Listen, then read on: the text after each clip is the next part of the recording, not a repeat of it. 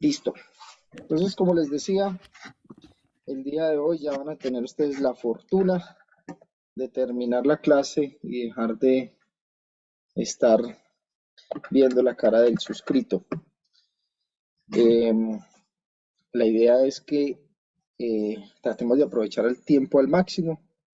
Nos quedan de las temáticas que nos habíamos propuesto, básicamente nos quedan recursos, notificaciones y si podemos ver algo de pruebas, vemos algo de pruebas.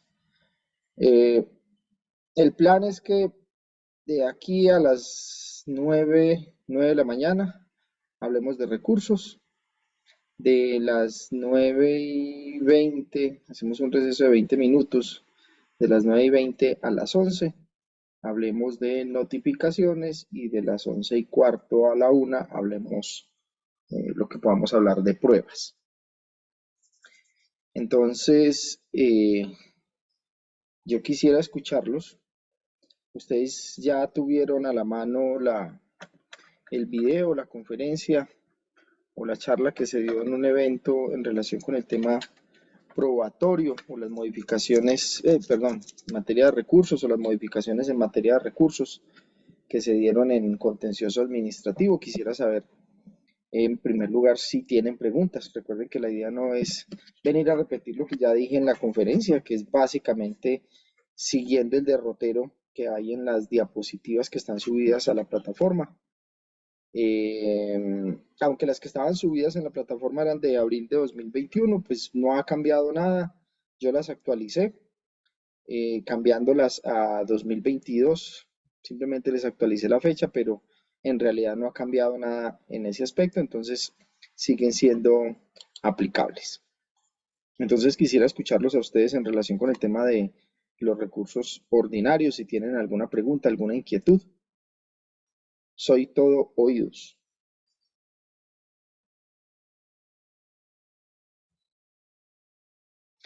Si no hay preguntas, entonces lo que hago es hacer un recorrido rápido por las diapositivas para dejar visto el tema.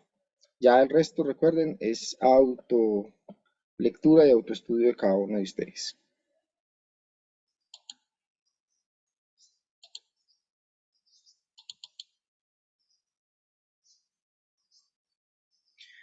Bueno.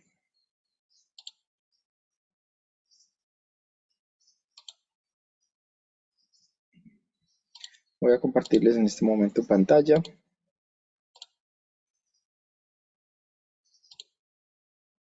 ¿Me confirman, por favor, si están viendo? Sí, señor. Gracias, Ronald. Bueno, en materia de recursos, básicamente lo que hay que señalar es que con la reforma de la 1437 que se hizo a través de la ley 2080 se buscaron o se tuvieron varios objetivos principales. En temas de redistribución de competencias, de modificación del trámite de las excepciones previas que ya lo hablamos, ya lo vimos, y algunos asuntos varios que se habían planeado en la reforma y otros que ingresaron en el trámite legislativo. Por ejemplo, en esa primera versión o en el proyecto que se radicó, no se incluía ninguna reforma a la primera parte del código del procedimiento administrativo, por lo tanto tampoco se incluía nada relacionado con el proceso de control automático de fallos con responsabilidad fiscal, que ya lo vimos y que ya señalamos que había sido declarado inconstitucional.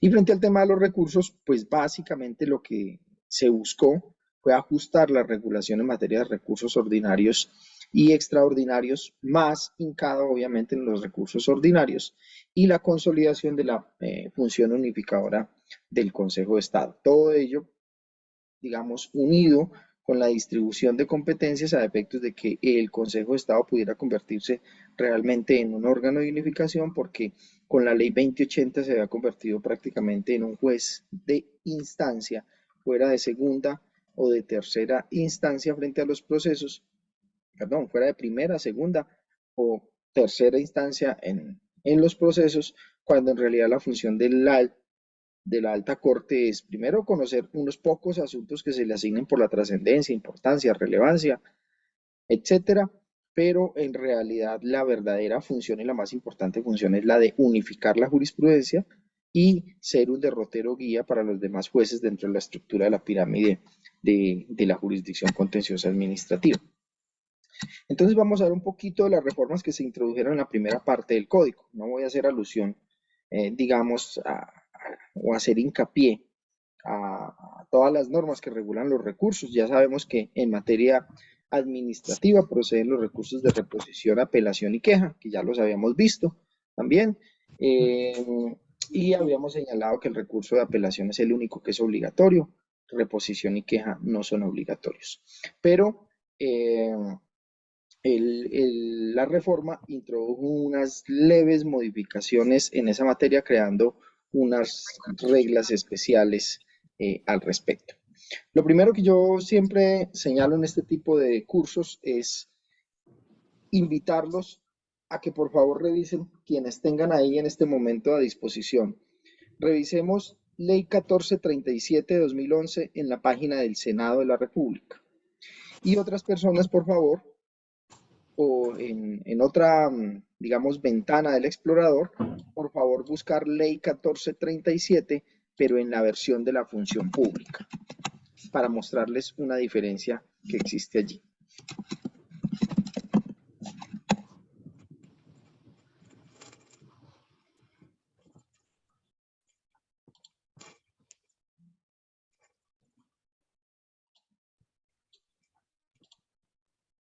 ¿Listo? Me dicen quienes ya han podido acceder. Por favor, van levantando la mano para saber quiénes ya han podido acceder a ello.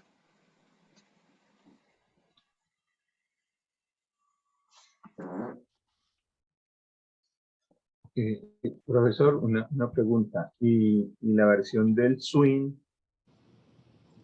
no la abordamos? De Juriscol. Sí, sí, el Juriscore. Miremos, la verdad no la he mirado, Ley 1437 de 2011, pero vamos a mirar qué hizo Swing en ese caso. Ok, gracias. Swing también es una buena plataforma de consulta. Vamos a mirar. Y vamos a mirar, por favor, en todas las versiones, vamos a mirar el artículo 54. Este artículo, pese a que inicialmente pareciera que no tiene nada que ver con los recursos, pues señores, tiene mucho que ver con él.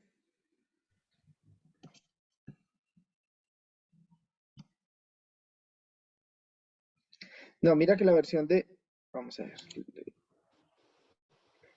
así. Mira, la versión de Swing de Juriscol y la versión de la función pública están coordinadas. Estas son versiones, digamos, oficiales. Creo que la una es la de función pública y la otra es la del Ministerio de Justicia, si no estoy mal, la de Swing Juriscol, ¿correcto? Sí, señor. Ustedes ven la redacción de Swing Juriscol del artículo 54 y la redacción de función pública del artículo 54, ambas coinciden. Mientras que si ustedes ven la versión del artículo 54 en Secretaría del Senado, que se basa en una plataforma privada de avance jurídico, van a ver que la versión no coincide. ¿Cuál es la diferencia? ¿Quién me ayuda?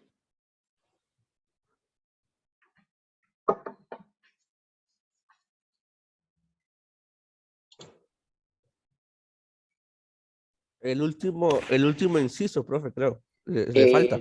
El último inciso, le falta. Resulta que los editores de la Secretaría del Senado, pues de la Secretaría no, de Avance Jurídico, creo que se llama la empresa, que es la que le presta los servicios a la Secretaría del Senado, interpretan, en mi criterio erróneo, y en criterio ya lo ven de los otros buscadores jurídicos, erróneo, que la reforma a la ley 1437 eliminó el inciso tercero original de la norma. Y por lo tanto, en esa versión, ese inciso final de la norma desaparece. Resulta que el inciso final de la norma, déjame aquí, yo voy a mirar, voy a mostrar la norma anterior. les voy a compartir pantalla. ¿Estoy compartiendo pantalla en este momento o no? No, señor. Listo, No, profesor. les voy a compartir pantalla. Si ustedes observan la versión original de la norma, ya, ahora sí, ¿cierto? Sí. En la versión original de la norma tiene 3 incisos, 1, 2 y 3. El tercero es aquel que dice que toda actuación que usted radique ante la administración pública antes de las 24 horas, o sea, antes de las 12 de la noche, se entenderán presentados en término ese mismo día. Es decir, no se toman horas inhábiles, pero se radicarán al día hábil siguiente. Esa, digamos, es importante, porque es importante, primero, para la fecha de erradicación de las peticiones, segundo, para la fecha de erradicación de los recursos. ¿Sí? ¿Qué sucedió? Resulta que la ley 2080 de 2021, cuando se hizo la modificación, no transcribió todo el artículo. La ley 2080 lo que hizo fue, dijo artículo 9, modifíquense los incisos primero y segundo del artículo 54 de la ley 1437 del año 2011. Déjame aquí a ver si logro darle lectura. Artículo 9. Dijo, modifíquense los incisos primero y segundo. ¿Ustedes están viendo en este momento el texto de la ley que estoy compartiendo o no? Sí, señor, sí, está bien. El artículo 9. ¿Correcto o no? Sí, sí, señor. Sí. Listo. Dice, modifíquense los incisos primero y segundo. Mire que no toca el tercero. Otra cosa es que el artículo hubiese dicho, modifíquese el artículo 54, el cual quedará así. No, la norma dijo, modifíquense los artículos primero y segundo. Pero ¿qué hizo la norma? Si ustedes observan el contenido de este, entonces transcribió el artículo primero, que es lo que teníamos aquí. Toda persona tiene derecho, ¿sí? Y aquí dijo, toda persona tiene derecho. Entonces, la ley original decía, toda persona tiene derecho a actuar ante las autoridades utilizando medios electrónicos, caso en el cual deberá registrar su dirección de correo electrónico en la base de datos dispuesta para tal fin. En esa parte, si no estoy mal, la norma no cambia. Toda persona tiene derecho a actuar ante las autoridades utilizando medios electrónicos, caso en el cual deberá registrar sin ningún costo, le agregan, sin ningún costo, un registro previo como usuario ante la autoridad competente. Si así lo hace, dice la reforma, las autoridades continuarán la actuación por este medio. Y dice la norma original, si así lo hace, las autoridades continuarán la actuación por este medio, a menos que el interesado solicite recibir notificaciones o comunicaciones por otro medio diferente. ¿Qué quiso la norma? Pues simplemente que quien ya dijo que iba a actuar por medio electrónico, pues continúe por allí, porque lo que se pretende es incentivar el uso de los medios electrónicos.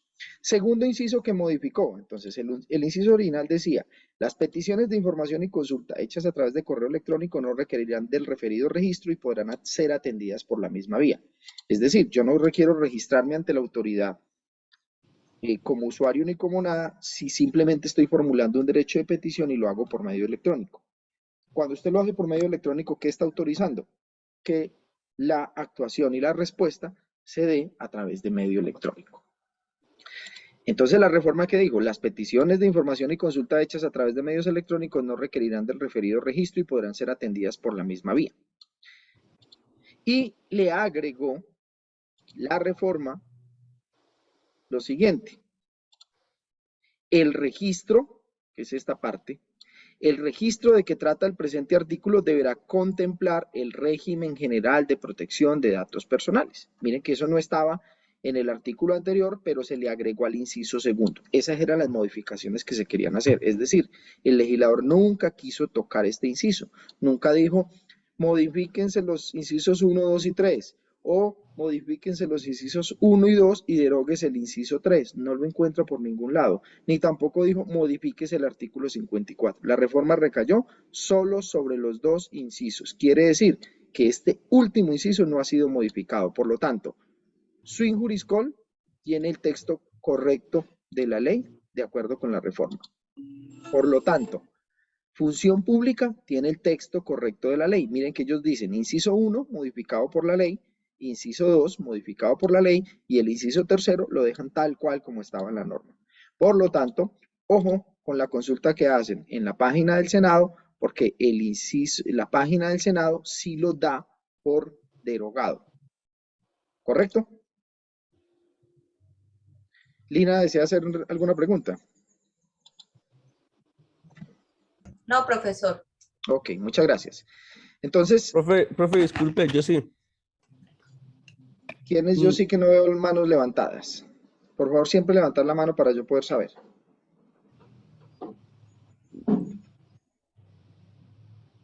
De un momentico. Ronald, listo, ya lo vi. Pero entonces, por favor, siempre levantar la mano porque es lo que me indica a mí que alguien quiere hablar. Listo, profe. Profe, es que me surge la duda en lo que usted explicó ahorita del inciso tercero, el que ya vimos que no está derogado.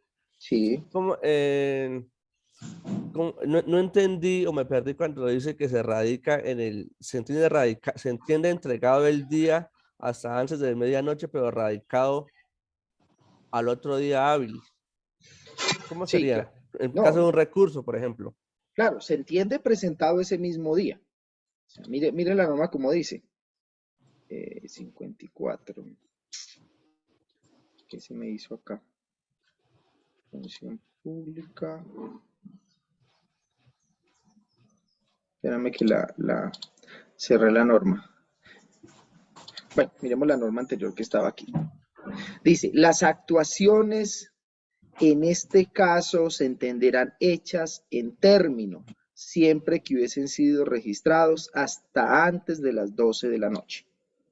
Entonces, usted tiene término para interponer el recurso hasta el día 9, que era ayer.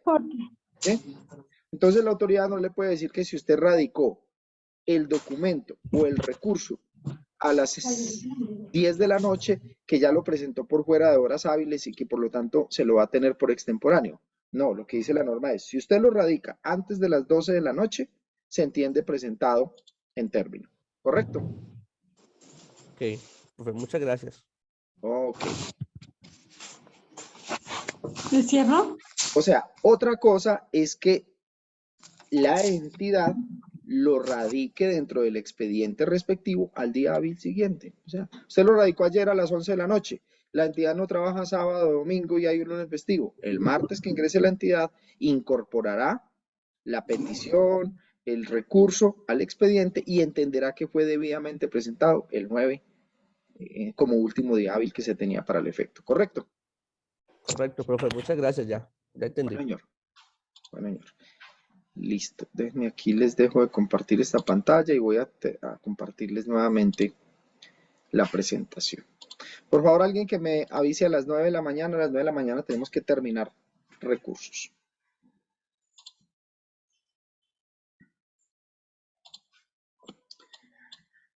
Listo. ¿Están viendo allí la presentación? Sí, profesor. señor. Listo. Entonces esa era la claridad que les quería hacer frente a esa norma. Segunda, ¿cuándo se entienden notificadas las notificaciones hechas por medios electrónicos por parte de la administración pública? Pues ahí hubo un cambio que se hizo con la ley 2080 y eso obviamente repercute en la tema de interposición de recursos porque interfiere en el término en que se puede considerar presentado presentado en tiempo un recurso ante la administración. Y es que antes de la ley 2080 decía esta que para poder usted entender o tener por notificado un recurso, la administración tenía que dejar constancia de cuando el administrado accedía a la notificación. Y pues digamos que eso es problemático en tanto que no todas las entidades manejan, digamos, el mismo presupuesto para tener medios tecnológicos o tecnología que permitan, digamos, crear el mecanismo, y creo que aquí hay alguien, creo que es Gilbert, el que trabaja con sistemas, el mecanismo a efectos de poder hacer que cuando yo le envíe una notificación a un usuario, ese usuario, en lugar de tener dentro del correo electrónico el acto administrativo que le estoy notificando, tenga que ir a un enlace respectivo, enlace que dejará constancia de cuándo se ingresó al respectivo acto administrativo.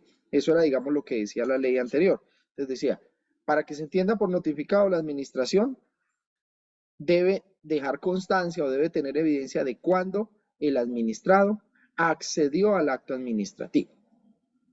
Resulta que la ley 2080 pues cambia esto, que es lo que se utiliza y se ha venido utilizando en contencioso administrativo y que es, digamos, lo que se utiliza cuando usted físicamente notifica algo. Usted cuando notifica algo, usted la constancia que deja es de la fecha en que entregó la correspondencia en el lugar destino. Entonces, siempre, si usted viene y si la DIAN le va a notificar algo, ellos simplemente dejan constancia, el día tal lo entregaron en la dirección tal y fue recibido por tal persona. Ese es el hito para empezar a computar la notificación. Entonces, ¿qué hace la nueva ley? Entonces, el hito para empezar a computar la notificación es el acceso a la notificación, es decir, el acceso al medio que se utilizó para notificar. Si se utilizó el acceso al correo electrónico, entonces el momento en que se accede al respectivo correo electrónico. Y creo que es una tecnología menos compleja. No sé si Gilbert ya llegó y nos pueda explicar un poco al respecto. Gilbert. Sí, señor, buenos días. Buenos días. Sí, lo que pasa es que perdón, en el país se viene implementando algo que es la carpeta ciudadana. Entonces, la idea es que todos tengamos una carpeta donde este tipo de notificaciones se puedan surtir. Y desde el punto de vista tecnológico, lo que se hace es que hay un modelo que se llama estampado de tiempo, que no es otra cosa que la equivalencia funcional del correo certificado, que era el que hacían cuando usted le llegaba, digamos, a través del correo tradicional, y a la dirección, como usted lo mencionaba ahora, llegaban y se notificaban y tomaban registro, digamos, de esa notificación. Aquí lo que se hace es que se utiliza un sistema con las empresas de certificación que le venden a las entidades públicas un paquete de estampados de tiempo, y entonces cuando la persona, digamos, accede a la notificación, podría ser en la carpeta ciudadana, entonces pone un estampado y queda registrado la fecha y hora en que se accedió. O sea, sería como el equivalente a entenderse por notificado y queda el registro, y es un tercero como una especie de notario que garantiza que eso efectivamente se dio por medios electrónicos. Muchas gracias, Gilbert. Pero obviamente eso tiene unos costos de implementación. La carpeta ciudadana apenas está en proceso de implementación, pero digamos lo que hoy en día comúnmente se hace es el envío de un correo electrónico a algunas entidades, por ejemplo, la Superintendencia de Industria y Comercio, cuando a uno le notifica algo, le da un enlace, uno da clic en el enlace y va directamente a la página. Seguramente quedará el registro de que yo ingresé con ese enlace y de que pude acceder al acto administrativo, ¿correcto? Mientras que hay otras entidades que no tienen esa funcionalidad, porque pues, eso es un tema obviamente allí de una costos. cosa, Sí. precisamente, pues en eso trabajo. Yo siempre, digamos, mi trabajo fuerte el año pasado y este año, y es que todo ese esquema de certificación, solo el sistema de salud, las notificaciones del sistema de salud, se llevarían todo el presupuesto de la nación en cuanto a, ¿cómo es que era? O sea, el costo de las notificaciones de toda Colombia sería tan alto que no se podría cubrir. Entonces se implementó un modelo que se llama Servicios Ciudadanos Digitales Especiales, donde lo que hacemos es que en los esquemas, digamos, de autenticación y carpeta ciudadana que existen hoy en día, por ejemplo, cuando usted entra al banco, el banco le pide a usted una autenticación. Sí. Usted llega y utiliza una clave, y le llega al celular el segundo factor de autenticación. Y bueno, en resumen, ya existe hoy en día en esos esquemas de autenticación. Usted entra a una especie de carpeta virtual donde le entregan los servicios del banco. Entonces, alguien en algún momento, porque los costos, usted lo dijo ahora muy bien, los costos son demasiado altos de este esquema. Entonces, la idea es que con servicios ciudadanos digitales especiales, que es la resolución 1951 de este año, entonces lo que se habilita es que traemos esa autenticación y traemos carpetas ciudadanas de los privados a cambio de que ellos puedan entrar y consumir datos previa autorización de los ciudadanos sin ningún costo. Por eso usted tomó nota de que la variación por la ley 2080 dice sin ningún costo, porque es que debe de ser gratuito para los ciudadanos. Entonces, en resumen, lo que hizo esto es poder traer la autenticación, que es parte de ese proceso de notificación. Yo tengo que autenticarme para identificarme ante la administración que soy yo y no otra persona. Y lo otro es, a través de la carpeta, existe la opción del estampado de tiempo. Entonces, cuando yo accedí, queda el registro en qué momento lo hice. Entonces, esa fue como la innovación que se hizo para buscar que fuera gratuito, trayendo las autenticaciones y las carpetas que hoy en día existen en manos de los privados. Ok, muchas gracias, Gilbert. Bueno, eso era lo que quería hablarles en tema de notificación, que es lo que incide en tema de recursos. Y frente al tema, otra modificación que hubo con la ley 2080 fue el tema de los recursos administrativos en el proceso sancionatorio fiscal. Recuerden que el proceso sancionatorio fiscal sufrió una reforma en el año 2020 con el decreto 403, cuyas, digamos, algunos artículos han sido declarados inconstitucionales, pero no los relacionados con el tema de notificaciones. ¿Qué pasaba? Que el artículo 88 de la ley 400, del decreto 403, que es un decreto ley, al regular ese procedimiento sancionatorio fiscal, decía que en materia de ese procedimiento aplicaban las reglas del recurso previstas en el Código de Procedimiento Administrativo, es decir, las mismas reglas que hoy tenemos, que son 10 días siguientes a la notificación. Entonces, usted interpone reposición, apelación. Y dentro de los 5 días siguientes a la notificación en que le rechazan la apelación, entonces interpone el recurso de queja si lo quiere interponer.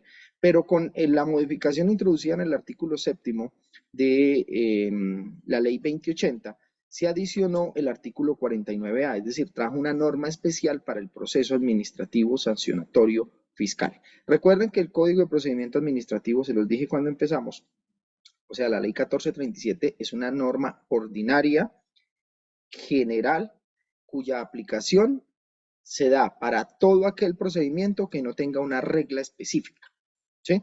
Entonces, procesos disciplinarios tienen regla específica, yo les había dicho. Procesos ambientales, casi todos tienen regla específica. Proceso contravencional de tránsito tiene unas reglas específicas. Proceso sancionatorio fiscal, administrativo sancionatorio fiscal, tiene reglas específicas y además en materia de recursos se crearon unas reglas específicas dentro de la misma ley 1437 con la ley 2080. Entonces, ¿qué dijo? Mire, contra las decisiones sancionatorias que imponen una sanción, entonces vamos a modificar los términos. Los términos ya no son 10 días, los términos van a ser 5 días siguientes a la notificación respectiva para poder interponer reposición y apelación. El de queja sí lo dejó también en los mismos 5 días, pero además le agregó un término especial para su resolución. ¿Cuál fue el término especial para la resolución? Reposición 15 días, es decir, interpuesta la reposición contra una decisión sancionatoria fiscal, 15 días y apelación 3 meses contados a partir de su debida y oportuna interposición. Pero trajo una consecuencia. ¿Cuál es la consecuencia? La consecuencia es que consagró un silencio administrativo. Recuerden que yo les decía, los silencios administrativos son presunciones jurídicas que se establecen en beneficio del administrado, del ciudadano o del destinatario del procedimiento. La mayoría y por regla general el silencio administrativo es negativo, es decir, si en determinado tiempo no me responden, entenderé que la respuesta ha sido negativa. Y hay casos excepcionales donde el legislador consagra efectos positivos. Entonces dice, si en determinado tiempo no le responden la petición o si en determinado tiempo no le responden el recurso, entonces se entenderá que la decisión ha sido favorable. En este caso se crea una figura del silencio administrativo positivo, especial, porque dice, si los recursos no se deciden en el término fijado en esta disposición, se entienden fallados a favor del recurrente. Y es un término especial. ¿Por qué es un término especial? Porque nosotros tenemos en el artículo 52 de la ley 2080 ya una regla de carácter general frente al silencio administrativo. Esa regla general frente al silencio administrativo es lo que se llama la caducidad. Está dentro del artículo de caducidad de la facultad sancionatoria. Entonces, en los procesos sancionatorios generales, es decir, no el de responsabilidad fiscal, en los términos sancionatorios generales, dice la norma que si los recursos no se deciden en el término fijado en esa disposición, se entenderán fallados a favor del recurrente. Entonces, ahí hay otra especie de silencio administrativo en vía procesal. Pero en proceso administrativo, sancionatorio, fiscal, tenemos regla especial. Ya no es un año, como dice la norma G del 52, sino que en este caso son o los 15 días para reposición o los 3 meses para la apelación. ¿Correcto?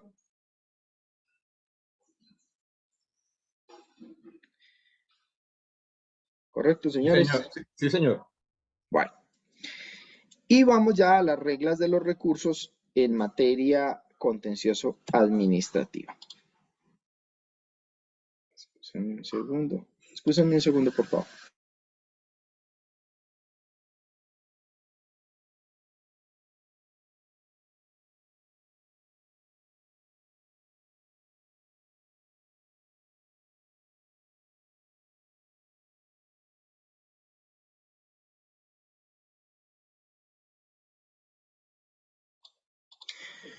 Bueno, en materia de recursos ordinarios, pues en contencioso administrativo tenemos recursos ordinarios, recursos extraordinarios y unos mecanismos extraordinarios.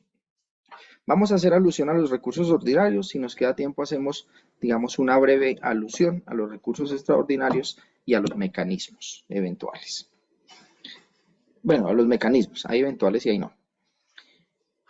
Recursos ordinarios. Entonces, los recursos ordinarios que tenemos son reposición, apelación y queja. Reposición, apelación, queja y súplica. Esos son los consagrados en la parte procedimental contenciosa administrativa, es decir, en los procesos que se surten ante la jurisdicción de lo contencioso administrativo. Excúsenme un segundo. No veo que esté grabando. No, yo sí puse a grabar, creo. Sí puse a grabar.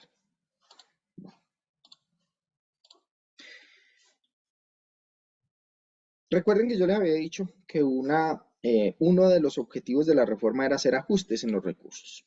Entonces, ¿qué ajustes se hicieron? En materia de reposición. Recuerden que la reposición es aquel recurso o aquella petición que yo le hago al mismo funcionario que tomó una decisión para que la reconsidere, para que la modifique o para que la revoque. ¿Sí? Y en ese sentido, pues obviamente lo interpongo ante él y el competente es él mismo para resolver.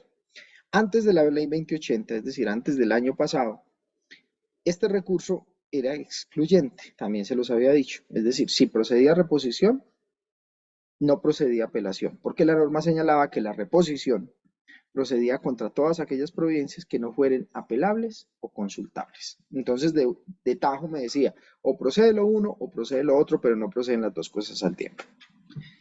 ¿Cuál es la modificación con la ley 2080? La modificación con la ley 2080 es que hace que este recurso pueda ser concomitante con la apelación o pueda ser concomitante con la súplica. ¿Qué significa eso? Que frente a una providencia, yo siempre voy a tener reposición, salvo que alguna norma expresa me diga que no procede recurso alguno, porque también hay unas decisiones contra las cuales no procede ninguno de los tres recursos. Esas providencias, ahorita las vamos a ver, o por lo menos vamos a hacer referencia a dónde están. Pero digamos, la regla general es que siempre procede reposición. ¿Sí? ¿Cuál es el término para interponerlo? Pues la norma no nos da un término, pero nos manda el Código General del Proceso. Y el Código General del Proceso nos dice que para interponer reposición tenemos 3 días contados a partir de la notificación.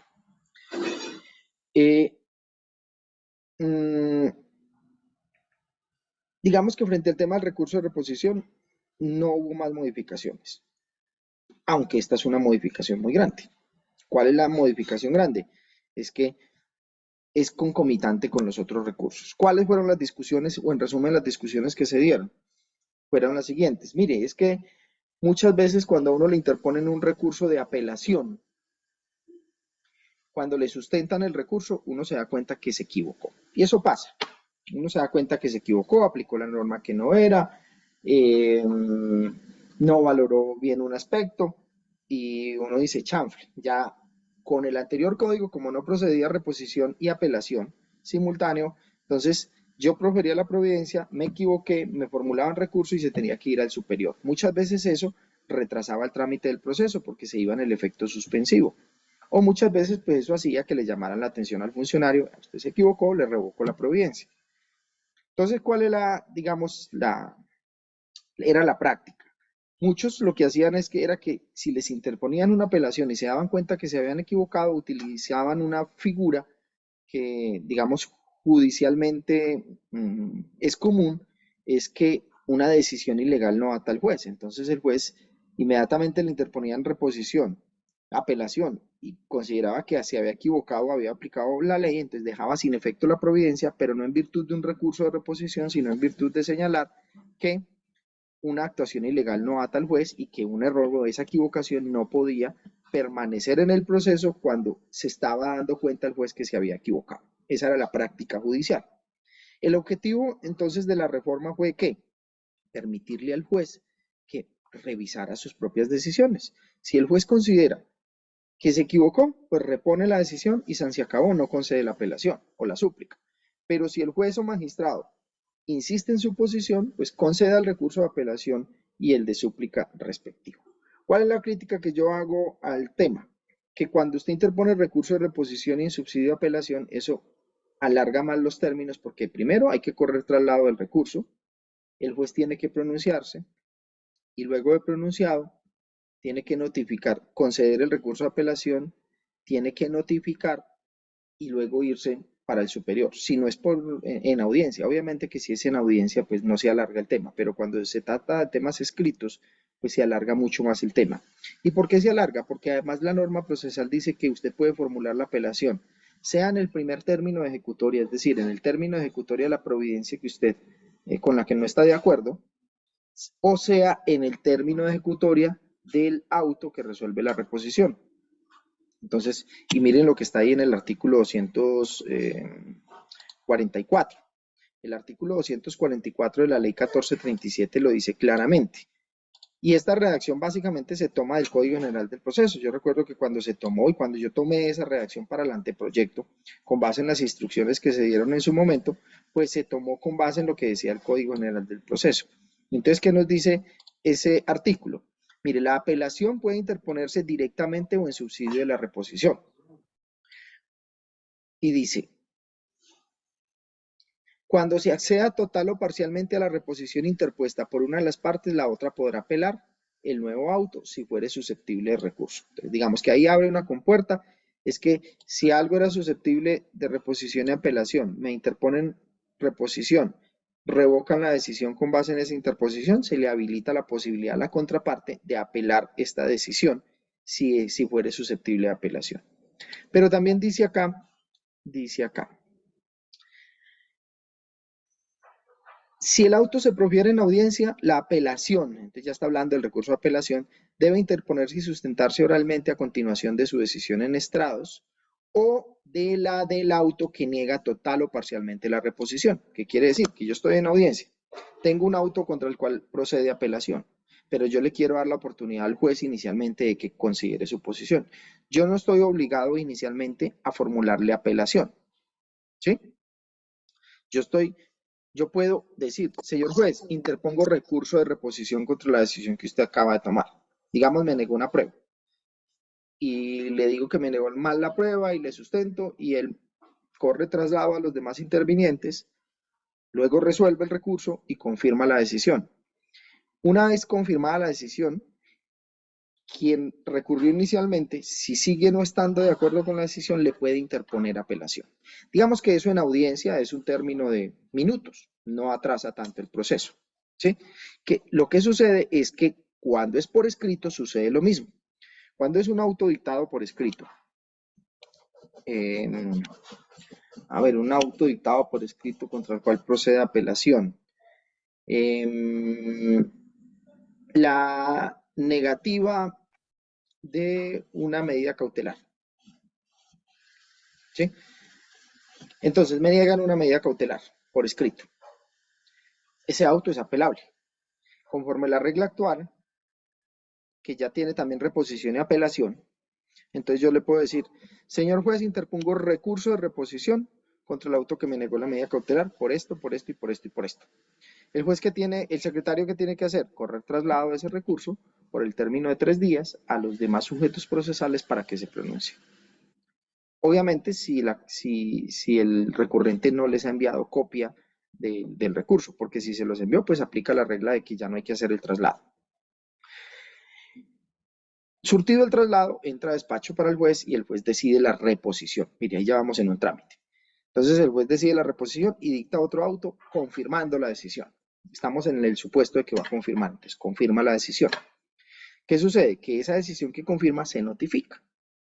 Y la norma dice que se puede apelar dentro del término de ejecutoria de este último auto esa decisión, porque dice que si el auto se notifica por estado, el recurso debe interponerse y sustentarse por escrito ante quien lo profirió. Estamos hablando de la apelación. Dentro de los 3 días siguientes a su notificación, es decir, él podía haber apelado directamente la decisión. Pero dice también, o a la del auto que niega total o parcialmente la reposición. Entonces, como me negó, envía recurso de reposición, revocar la providencia, entonces yo tengo la oportunidad adicional para apelar en ese término ejecutorio. Entonces miren que hace más largo el tema.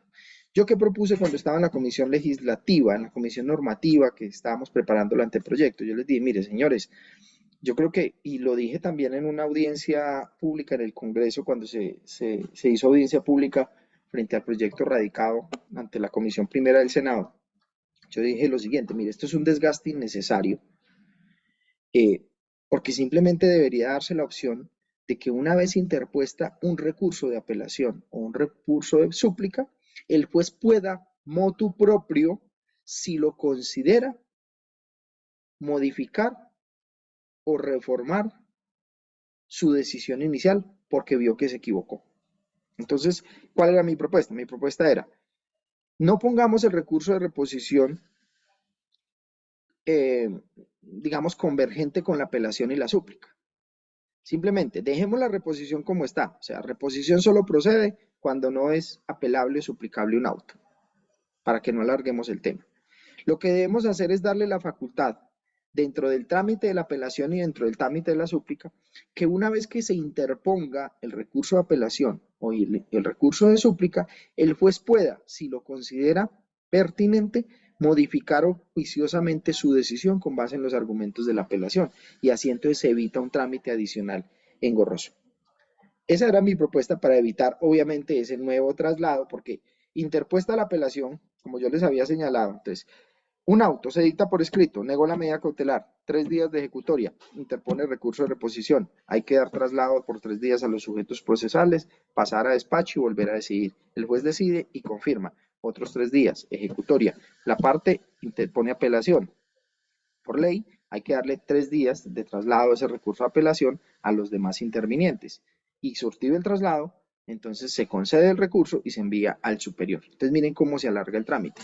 Entonces, evitaría ese trámite tan largo, simplemente que siguiera siendo solamente o recurrible en reposición o en apelación o en súplica, y que si el juez, viendo que había metido las de caminar,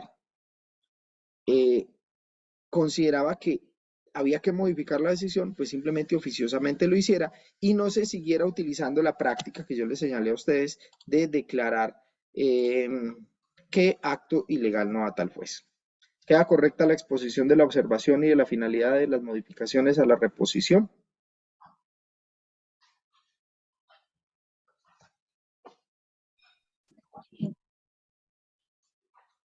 Ervin.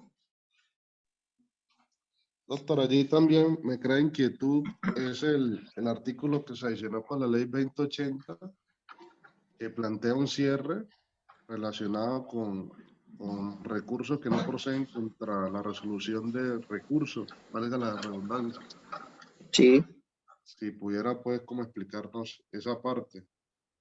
Claro, es que, a ver, ¿qué sucedía?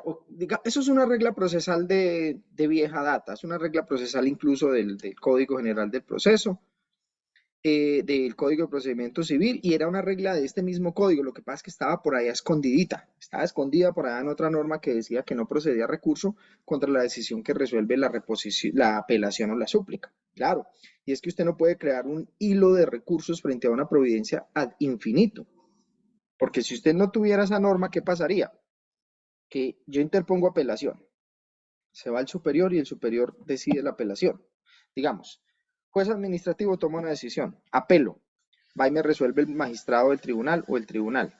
Y entonces yo no estoy de acuerdo con lo que me dice el tribunal, entonces interpongo recurso de reposición frente a esa decisión o interpongo recurso de apelación para ante el Consejo de Estado porque tiene un superior. Entonces la razón de ser de esa norma es que no puede haber 3 instancias de un recurso ordinario.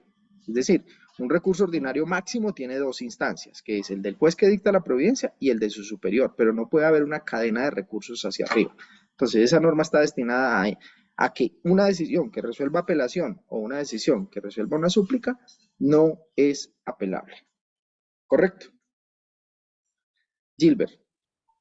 Sí, señor. No, solo comentar una anécdota. Cuando estábamos implementando el trámite de habilitación de servicios ciudadanos digitales especiales, ustedes se acuerdan que en una clase, creo que fue al principio, yo les mostré un flujo donde estaba ese trámite y en la parte final estaba la reposición y la apelación.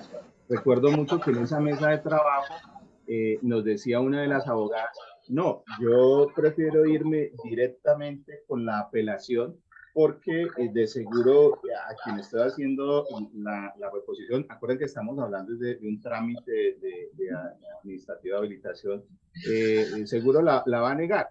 Y entonces yo no me voy a desgastar y me voy directamente, digamos, a la apelación. Entonces, esa fue, digamos, la discusión. Los otros abogados decían, no, yo prefiero agotar, digamos, esa instancia de la reposición. Entonces, pues, ese era el criterio, digamos, de ella, decía que se desgastaba menos y de una se iba al superior jerárquico para hacer la apelación. Gracias. Ok, muchas gracias. Sí, digamos que eso ya es una técnica, una táctica que utilizan muchos abogados. No, yo no me voy a poner a interponer un recurso de reposición o de reposición y subsidio de apelación. Me voy directamente al superior para que resuelva. Y no lo hago porque normalmente me confirman. Pues digamos que eso no es así. Digamos que hay casos donde efectivamente vía reposición se logra resolver el asunto porque digamos, es un error muy evidente. Hay cosas que son demasiado evidentes que, digamos, no tiene un argumento lógico para que el funcionario siga incurriendo en el error o en la omisión que cometió. ¿Correcto? Muchas gracias, Gilbert. Bueno, vamos con el recurso de apelación. Finalidad del recurso de apelación, ya todos lo sabemos, es que el superior revise la decisión del inferior, en este caso el tribunal del juez o el Consejo de Estado del tribunal. ¿Para qué? Para que la modifique, la confirme, la revoque. Obviamente que cuando yo apelo, pues yo lo que quiero es que o la modifique o la revoque. ¿Sí? Pero el superior podrá modificar, revocar o confirmar. ¿Cuál es el término para interponerlo? Entonces yo ya se lo señalaba, ya me había adelantado un poco, está previsto en el artículo 244, el término son 3 días, cuando es una notificación de un auto por escrito que se hace por estado, entonces son 3 días para interponerlo. Si es en audiencia, hay que hacerlo dentro de la misma audiencia y en el momento en que me lo notifiquen. Entonces, toman una decisión en audiencia, me niegan una medida cautelar. Señor juez, levanto la mano, interpongo el recurso respectivo. No sé si creo que en la audiencia en la audiencia que yo les señalo se interpusieron recursos, entonces lo que procede es eso, profería la decisión y levantar la mano para interponer el recurso.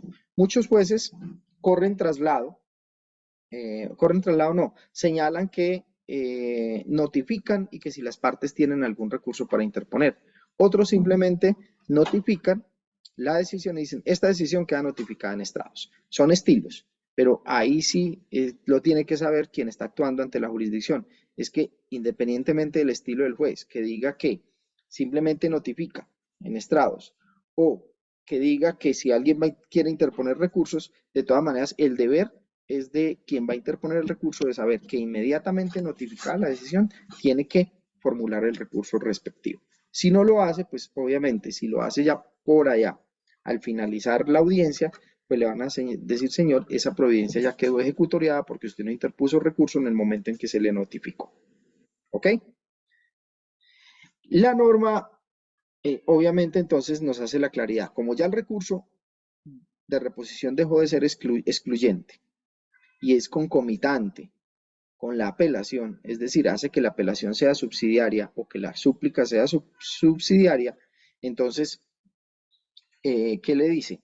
Señor, usted puede interponer la apelación, sea en el término de ejecutoria del auto inicial o sea en el término de ejecutoria del auto que niega total o parcialmente la reposición. Tiene esas dos opciones para hacerlo. Sea por escrito o sea en audiencia, puede hacerlo en esos dos tiempos. Y hace una claridad la norma, es que en el medio de control electoral el término para interponer el recurso es de 2 días, porque esa es una norma especial en ese tipo de medio de control que busca mayor agilidad. ¿Ok? Y una última precisión que hizo la norma era un tema jurisprudencial que se había notado. Era qué pasa cuando me rechazan una demanda. Resulta que cuando yo formulo una demanda y me la rechazan por cualquiera de las causales de rechazo de demanda, el secretario notifica por estado esa decisión. Esa decisión se le notifica ¿a quién? Al demandante. Nada más. Ni siquiera al Ministerio Público. Digamos que el Ministerio Público se entera porque está la notificación por estado, porque puede acceder a los expedientes. Pero ahí no hay demandado a notificar. ¿Por qué? Porque todavía no se ha vinculado nadie al proceso. ¿Cuándo se vincula el demandado? Cuando se le notifica personalmente, que sabe que lo están demandando. Por ahora, en el proceso, ¿quiénes están? Demandante y Ministerio Público. Entonces, el trámite normal de un recurso de apelación, ¿qué es? O de un recurso, tercera reposición o apelación, es que interpuesto el recurso, el secretario debe dar traslado a los demás sujetos procesales. En este caso, no hay sujetos procesales. Entonces, no hay más sujetos procesales. ¿Por qué? Porque apenas estoy instaurando la demanda, se la estoy presentando al juez y el juez me está diciendo se la rechazo. Es decir, es el diálogo entre el juez y yo como demandante. Entonces, mucha gente corría traslado y fijaba traslado. Muchos secretarios fijaban en traslado ese recurso. Y uno decía, ¿pero para qué está fijando traslado? Ah, no, es que la norma dice. La norma no hace excepción. La norma me dice que interpuesta la apelación, debo correr traslado mediante una fijación de traslado. Entonces, ya la jurisprudencia había dicho, no, cuando se trata de un auto que rechaza demanda, señores, pues no hay que correr ningún traslado. No hay que correr ningún traslado por la sencilla razón de que no hay a quien trasladarle ese recurso para que se pronuncie. Entonces, en ese sentido, el código lo que hace es incorporar positivamente esa regla dentro del trámite del recurso. ¿Correcto? Señor. Bien. ¿Cuáles fueron otras modificaciones que se hicieron frente al recurso de apelación? Primero, variar el efecto del recurso. Antes de la 1437, antes de la 2080, perdón, el efecto en que se concedía el recurso era el suspensivo por regla general. ¿Cuál es el efecto suspensivo? El efecto suspensivo es que interpuesta una apelación contra una providencia, se suspendió todo el proceso. Entonces pasaba mucho. Estábamos en audiencia y entidades que interponen siempre la misma excepción de prescripción o de caducidad y se las han negado 1000 veces, siguen interponiéndola porque pues es su derecho. Entonces en audiencia interponían recurso de apelación contra el auto que resolvía esa excepción. Pues, formulo excepción de prescripción. El juez en la audiencia, recuerden que antes se resolvían las excepciones en audiencia. Entonces el juez en audiencia se niega la excepción de prescripción por esto, esto y esto y esto. Señor juez, interpongo apelación. Inmediatamente, interponer apelación suspendía el proceso porque era en el efecto suspensivo. ¿Qué quiso entonces el código? Variar el efecto general de los recursos. Entonces, ¿qué dijo? Mire, ya el efecto general no va a ser el suspensivo, el efecto general es el devolutivo. Y en el efecto devolutivo, ¿qué es lo que sucede? Es que lo único que se suspende es el cumplimiento de la sentencia recurrida. Lo demás continúa su trámite. ¿Sí? Entonces, sencillo. Estoy en una audiencia inicial. Me niegan el decreto de inaprueba. Señor juez, interpongo apelación. Digamos que lo interpone directamente. Entonces el juez corre traslado de ese recurso y concede el recurso y dice, lo concedo en el efecto devolutivo, remítanse las diligencias al superior. Entonces al decir que lo concede en el devolutivo, ¿qué quiere decir? ¿Listo? esto se va en apelación, pero yo continúo el trámite del proceso. Es más, puedo fallar el proceso y continuar el trámite, continuar hasta el final del proceso. Entonces, no me suspende o paraliza el trámite del proceso. Y eso se hizo básicamente porque en el Consejo de Estado existían en ese momento apelaciones de autos que resolvían excepciones de hacía 2 y 3 años pendientes por resolver, porque obviamente la cantidad de expedientes allá es abrumadora. Entonces, todos esos procesos que estaban en apelación y que se estaban tramitando en el tribunal estaban prácticamente quietos, inmóviles.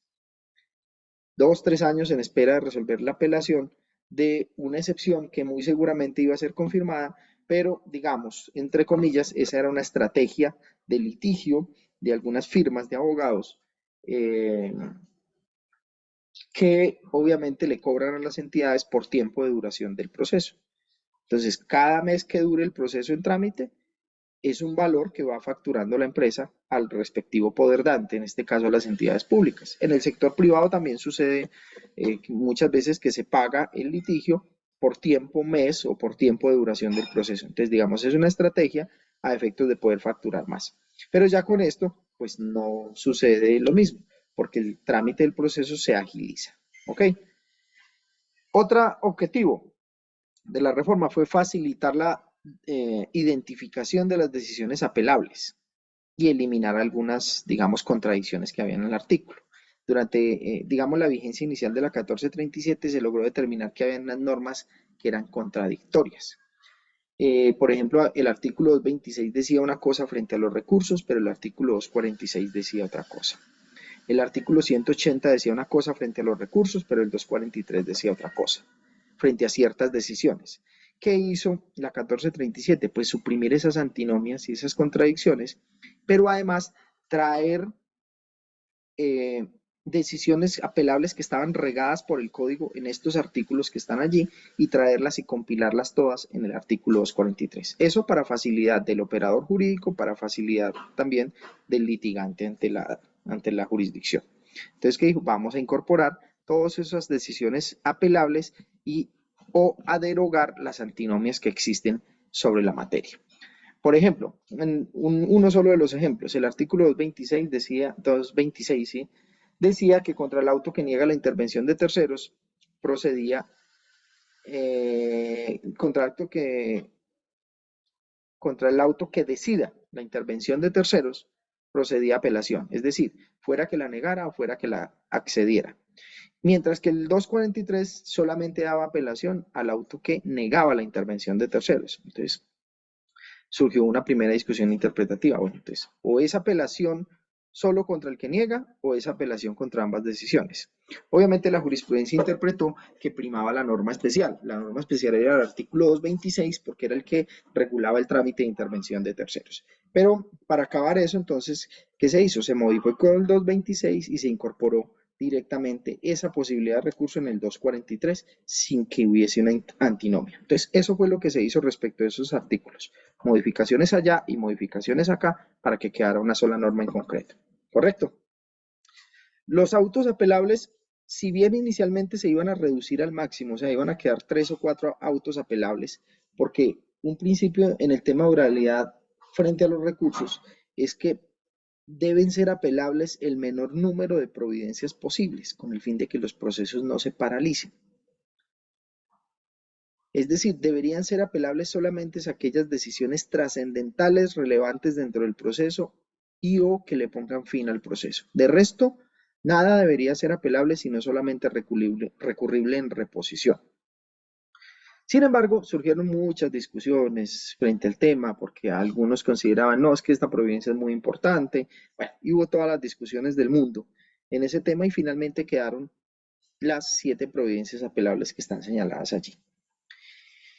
Precisar, el artículo obviamente no es un artículo taxativo. ¿Por qué? Porque pueden existir algunas otras normas especiales que creen algún recurso frente a una decisión específica.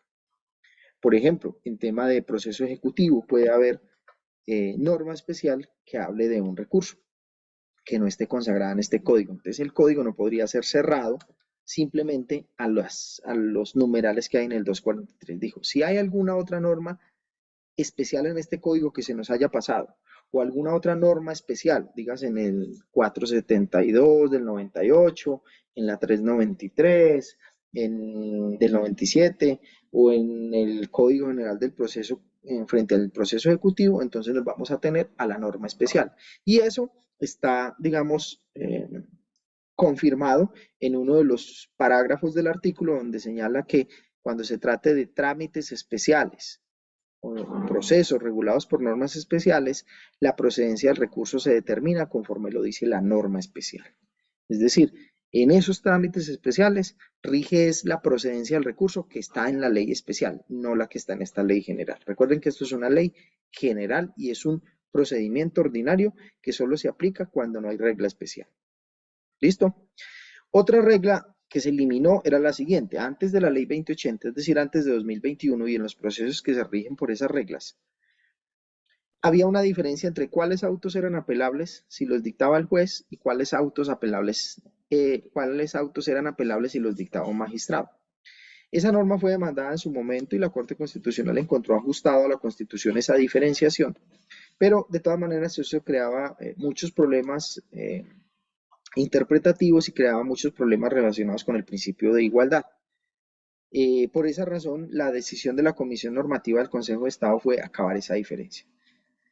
Si ustedes ven la redacción del código anterior, decía que los siguientes autos serán apelables cuando los dicte el juez administrativo, y traía una lista, 9 autos. Y por allá en un inciso decía, si la providencia es dictada por el tribunal, solo serán apelables las providencias enlistadas en los números 1, 2, 4 y 6, si no estoy mal. O 1, 2, 4 y 7 de este código. Vamos a hacer específica referencia como decía la norma. 243, no, legislación anterior. Entonces decía, 1, 2, no. Decía, el recurso de apelación, sí. Los autos a que se refieren los numerales 1, 2, 3 y 4 serán apelables cuando los sean proferidos por el tribunal. ¿Qué quería decir eso? Que los enlistados en los numerales 5, 6, 7, 8 y 9 no eran apelables si los dictaba un tribunal. Entonces surgía la discusión, bueno, ¿y por qué si me están decidiendo una nulidad procesal, me están decretando una nulidad, ¿por qué es apelable si lo decreta el juez y no es apelable si lo decreta el tribunal? ¿Por qué razón, si me están liquidando una condena, por qué es apelable si lo dicta el juez, pero no es apelable si lo dicta el tribunal? ¿O por qué si me niegan una prueba, es apelable si lo dicta el juez, pero no es apelable si lo dicta el tribunal? Entonces, digamos que surgieron muchas discusiones. ¿Qué dijo el nuevo legislador y la nueva norma? Dijo, no, todos los autos que hay aquí son apelables, indistintamente que los dicte el consejo, un tribunal, o que los dicte el juez administrativo unipersonal. Esa, digamos, fue una de las grandes reformas en materia de recursos de la ley 2080. Y lo último fue que se incorporó la apelación adhesiva. Frente a esto no había mucha discusión.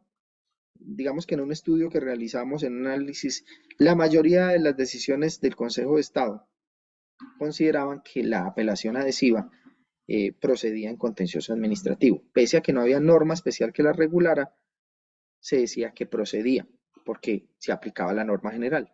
Algunos, muy pocos, entre esos recuerdo un magistrado del Tribunal del Quindío, que alguna vez discutíamos académicamente el tema, él decía, no procede la apelación adhesiva, y no procede por lo siguiente, porque es que la apelación adhesiva está regulada en el Código General del Proceso, dentro de una norma que regula, si no estoy mal, el recurso de apelación.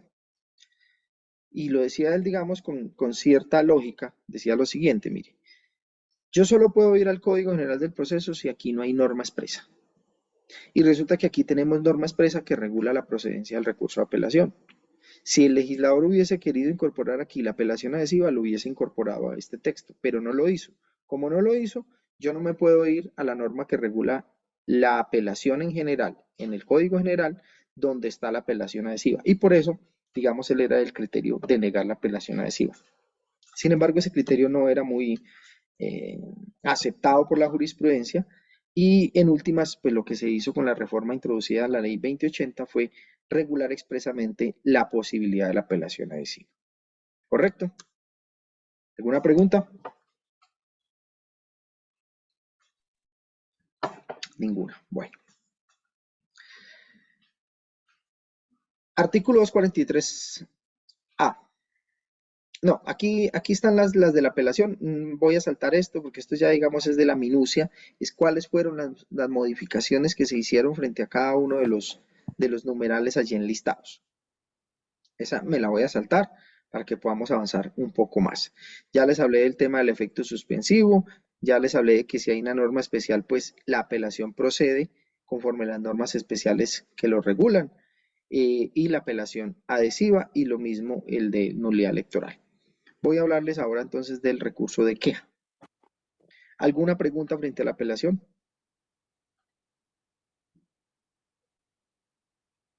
Ninguna. Ok.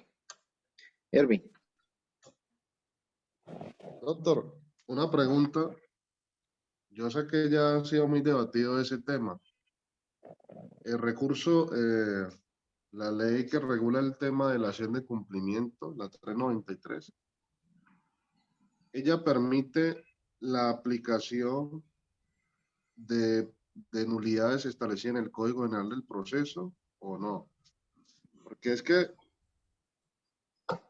en un caso concreto se me planteó, bueno, se inició una actuación judicial en la que no nos notificaron debidamente, ¿sí? Sí. No nos notificaron personalmente nada, sino por estado, como los juzgados generalmente notifican por estado a todas las autoridades administrativas, entidades territoriales, cuando hay, pues, digamos, incidencia de ellas. Llegó el estado y efectivamente, pues, nunca llegó el auto emisorio de la demanda, no nos notificaron nada. El juez falló a favor de nosotros y eso sí la notificó personalmente, la sentencia.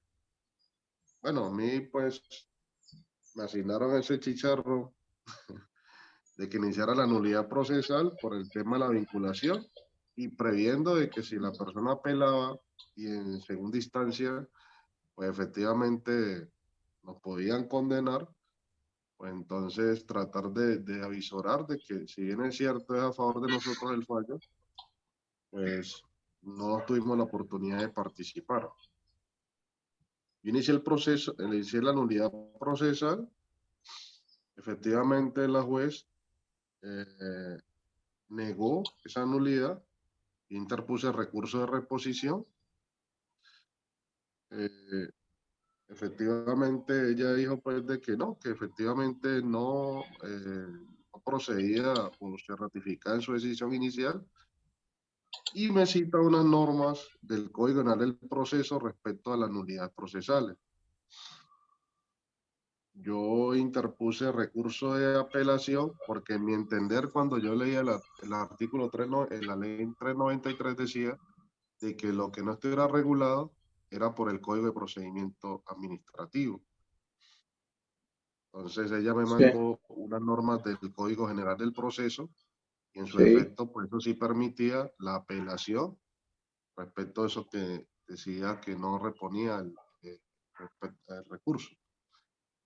Fue a segunda instancia y prácticamente el tribunal regañó a la juez en el sentido de que ya estaba decantado de que las normas que establecían allí el tema de cumplimiento, pues en cierta medida eran determinados, que no había lugar a todo este embrollo procesal que habíamos hecho y que en consecuencia pues negaban por improcedente la apelación. Entonces, ahí quería como comentar ese tema y al respecto qué puedo opinar. Gracias. No, pues sencillo, en materia de cumplimiento es reiterada la jurisprudencia señalando que en esa medio de control los únicos recursos que proceden son los que establece la ley 393, ¿sí?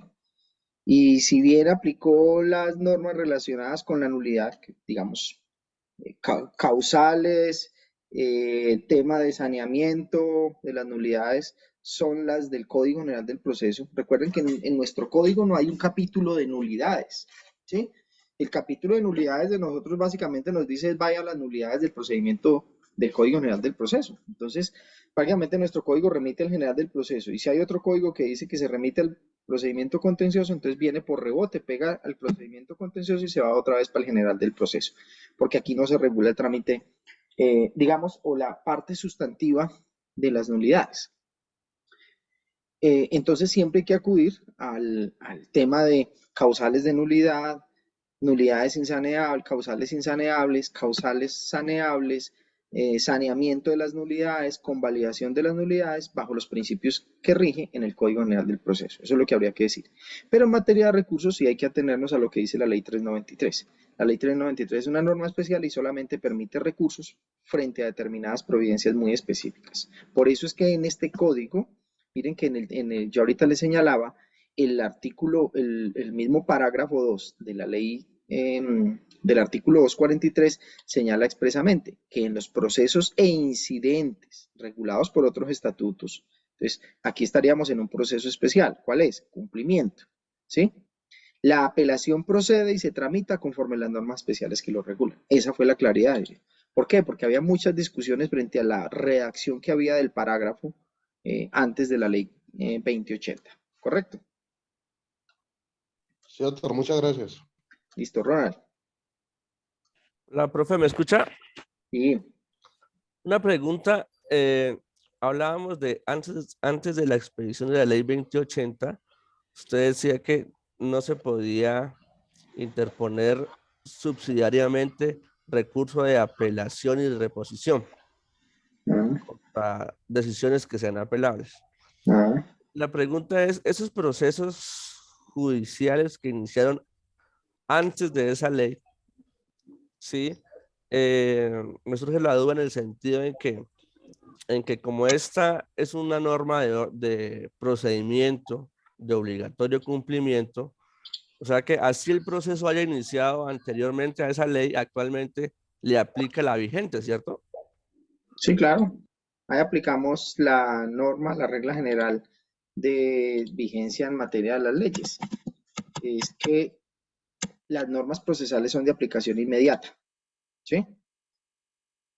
Lo único que se conserva respecto de la norma anterior, entonces está previsto y nosotros aquí, digamos, trajimos el artículo 40 de la ley 153 del 87. Recuerden que esa es la norma que regula el tema de la vigencia de la ley en el tiempo en materia procesal.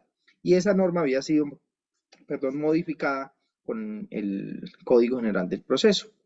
Entonces, con el artículo 624.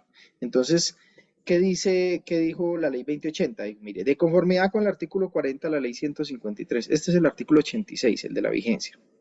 Dice, modificado por el artículo 624 del Código General del Proceso, las reformas procesales introducidas en esta ley prevalecen sobre las anteriores normas de procedimiento desde el momento de su publicación, es decir, vigencia inmediata.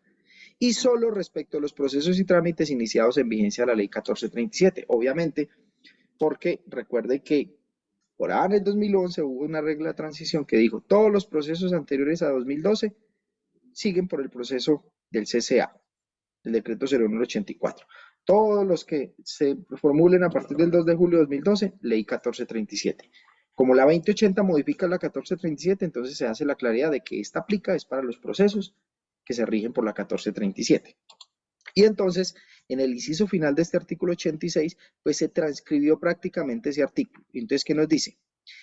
En los mismos procesos, los recursos interpuestos, la práctica de pruebas decretadas, las audiencias convocadas, las diligencias iniciadas, los términos que hubiesen comenzado a correr, los incidentes en curso y las notificaciones que se estén surtiendo, se rigen por la ley vigente al momento de su interposición, del decreto de la prueba, de la iniciación de la audiencia o de que empezaron a correr los términos. ¿Sí me hago entender? Entonces, la ley es de vigencia inmediata. ¿A qué no le aplica? Pues a los recursos que ya se hubiesen interpuesto. Esos recursos se tienen que resolver conforme la norma vigente al momento de su interposición. La práctica de pruebas, ¿por qué? Porque la práctica de pruebas se rige por la norma vigente al momento en que se decretan las pruebas. Las audiencias convocadas, recuerden que ayer yo les daba un ejemplo, que podía ser que hoy en día estuviésemos haciendo una audiencia regulada por el anterior código, una audiencia inicial, porque digamos que se hubiese convocado en diciembre para hacerla ahora en agosto, porque muchas veces las agendas de los despachos son así. Entonces, esta audiencia, así se esté haciendo hoy, Si se convocó en diciembre del año pasado, del año antepasado, perdón, entonces se regula por la norma anterior. Y ha sucedido. ¿Qué ha sucedido? Recuerden que en vigencia de la 1437, el auto que niegue excepciones es apelable. Entonces, ¿qué pasó? Digamos que una audiencia que se inició en el año 2020, se había apelado una excepción en un tribunal, se había ido para el Consejo de Estado, y en el Consejo de Estado, pues las cosas no son tan rápidas. Entonces, ese recurso que se interpuso en el 2020 se regía por la 1437. Entonces, se fue para el Consejo de Estado en el efecto suspensivo.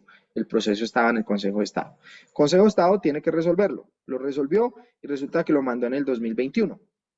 Cuando se interpuso el recurso, estábamos empezando apenas la audiencia inicial. ¿Qué corresponde? Si confirmaron la decisión del tribunal, hay que continuar la audiencia. ¿Cuáles son las reglas que aplican a esa audiencia? Pues las reglas vigentes anteriores a la ley 2080, no las de la ley 2080. ¿Por qué? Porque es una audiencia que ya se había iniciado. ¿Correcto? Perfecto, profe, muchas gracias. Listo, Erwin. Bueno, señores. Vale.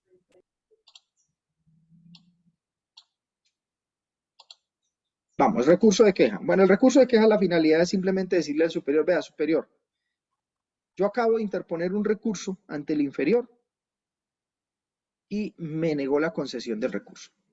¿Sí? O yo acabo de interponer un recurso ante el inferior y me lo concedió en el efecto que no era. Yo acabo de interponer, sea apelación o sea un recurso extraordinario, y no me lo concedieron. Entonces, la norma, ¿qué dice? El recurso de queja procede frente a las siguientes decisiones.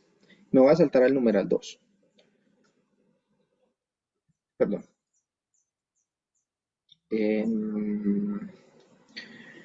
Aquí. Subsidiario de esta. Entonces, durante el trámite de la apelación. Listo.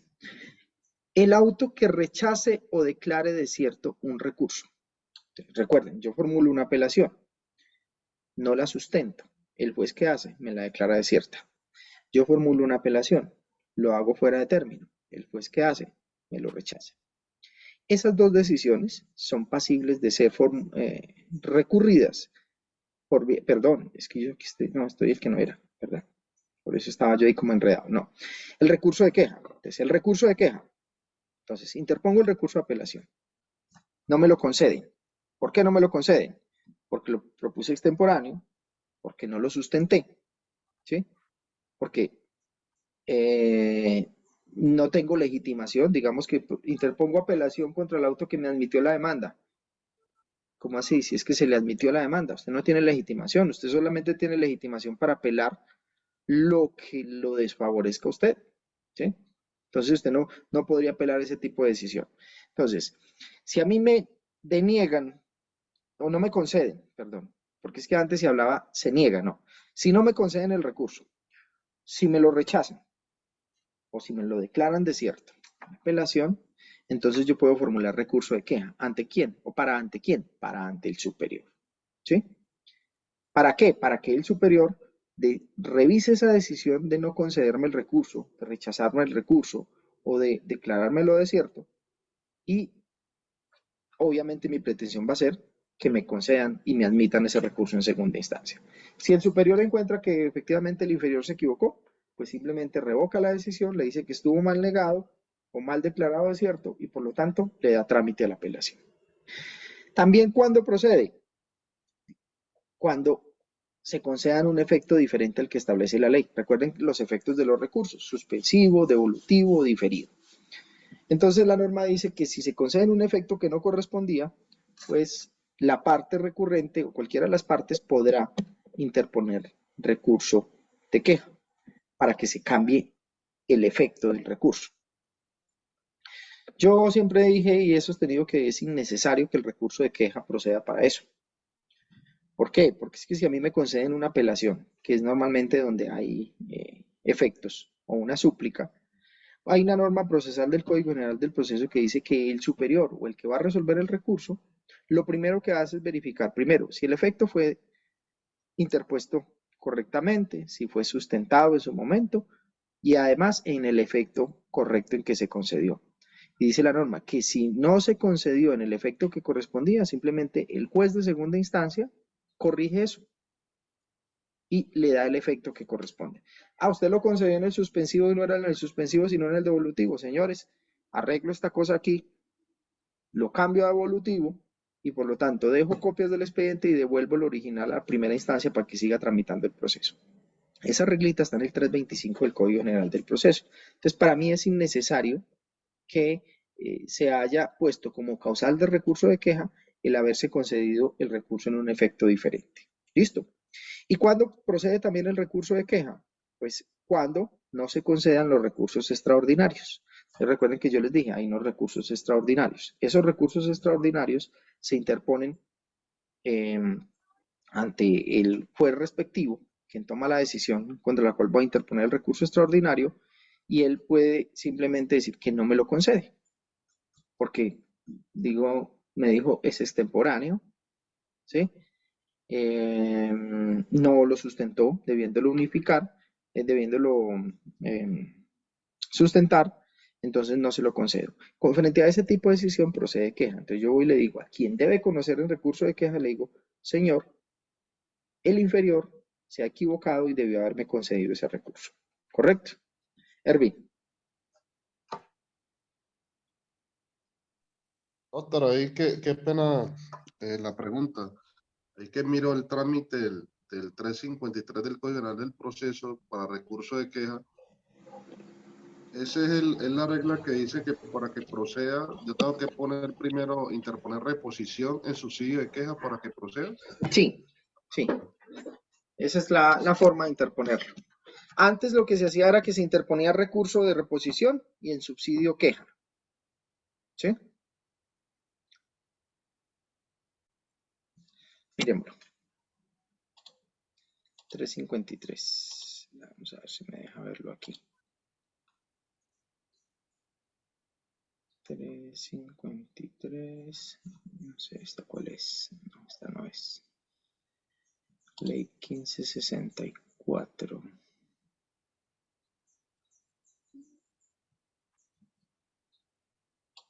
Sí. 354 fue que dijimos, ¿cierto? 53, doctor. 353, perdón. Dice, el recurso de quejas deberá interponerse en subsidio del de reposición contra el auto que negó la apelación o casación. Esa es la regla actual. Salvo cuando éste sea consecuencia de la reposición interpuesta por la parte contraria, caso en el cual deberá interponerse directamente dentro de la ejecutoria. No, miento, la diferencia era la siguiente. Yo interponía recurso de reposición contra la decisión. No me reponían, entonces yo pedía copias para interponer el recurso de queja ante el superior.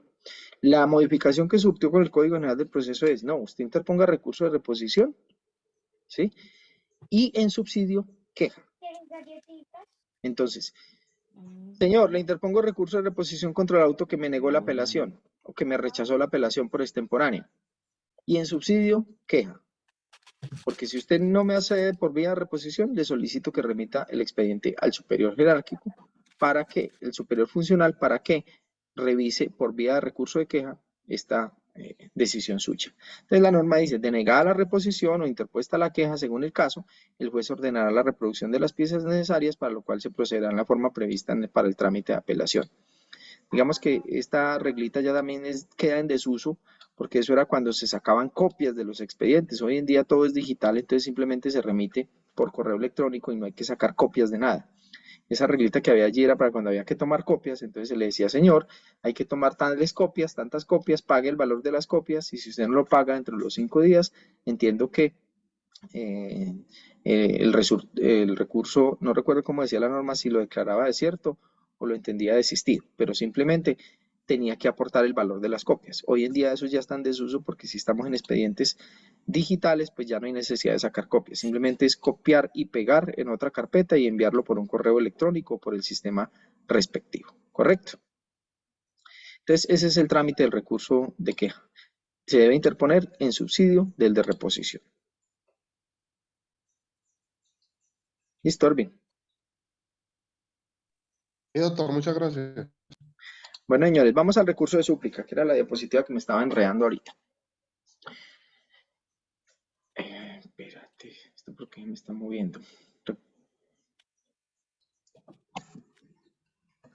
Recurso de súplica.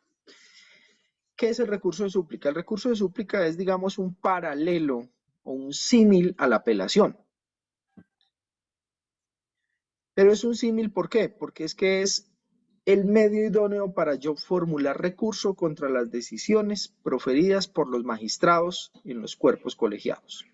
Entonces, primera claridad, el recurso de súplica no procede frente a decisiones de los jueces unipersonales. Este solamente procede frente a decisiones de los jueces colegiados, pero no frente a las decisiones de sala, sino que es frente a las decisiones del magistrado ponente. ¿Listo? Es contra las decisiones que tome el magistrado ponente. Si es una decisión de sala, no procede súplica. Y entonces, ¿por qué decimos que es como el hermanito de la apelación? Porque si ustedes ven, miren que la súplica procede contra los autos que están en el 243, es decir, los que son apelables, pero que fueron dictados por el ponente. Hay algunos de esos autos que están allí dentro de del 243 que son dictados por el ponente. Por ejemplo, en procesos de única instancia, todos esos autos que hay allí son de ponente. Entonces, la súplica, ¿qué me permite?